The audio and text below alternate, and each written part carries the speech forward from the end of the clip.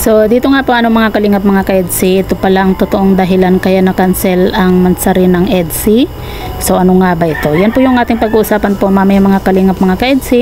Pero bago po natin ipagpatuloy ang video ito sa mga bago pa lang po sa ating munting channel, huwag po natin kalimutang suportahan naman ng Kalingap Kuya Val Santos Matubang at Kalingap Rab. At paunawa, panoorin po muna ang full video bago mag-comment para malaman ang nilalaman nito. So dito nga po mga kalingap mga ka-EDSI, ito pala talaga ang totoong dahilan kaya na-cancel ang mansari ng EDSI. So ano nga ba ito na?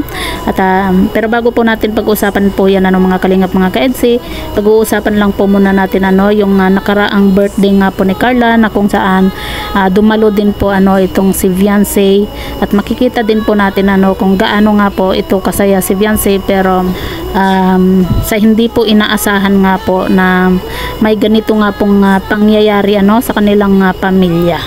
At ang isa pa po mga kalingap mga ka-EDSI ay yung kumakalat nga po na video nga po ni Kalingap Edu at ni Viancy, na kung saan naghalikan nga po sila, at alam naman po natin na edit po iyon.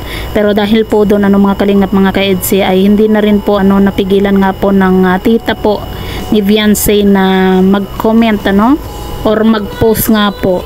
At nakikiusap nga po sa nag-edit nga po ng picture po ni Kalingap Edu at ni Viancy na naghahalikan nga po. Sabi nga po niya dito, alam kong uso po ang ganyan. Kaso sa mata po ng iba at sa mga taong di alam ang ganyang edit, pangit po ang dating sa kanila. Pakiusap, pakidelete po. May patay po sa amin, kapatid po ng tatay ni Vian na pinsan ko din. Respeto na lang po, sana nabigyan muna ng peace of mind at walang makitang pagbabash.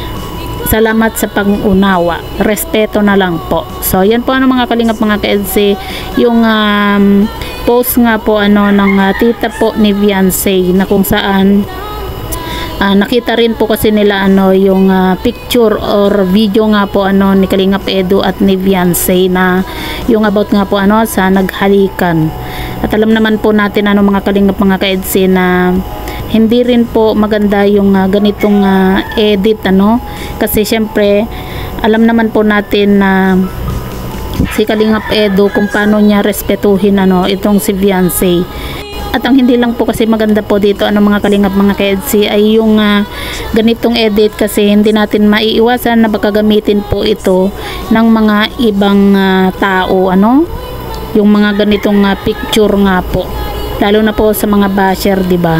At alam naman po natin na menor de edad pa po itong si Viancy, kaya kapag nagkataon po mga kalingap mga ka-EDSI ay malalagot po itong si Kalingap Edu. Sa mga hindi po nakakaalam na yung mga edit na ganito, di ba? Kasi baka isipin po ng iba na totoong naghalikan nga po itong si Kalingap Edu at Viancy. At saka respeto na lang din po sa magulang po ni Viancy, di ba? Kasi alam naman po natin kung gaano iginagalang ni Kalingap Edu itong si Viancy.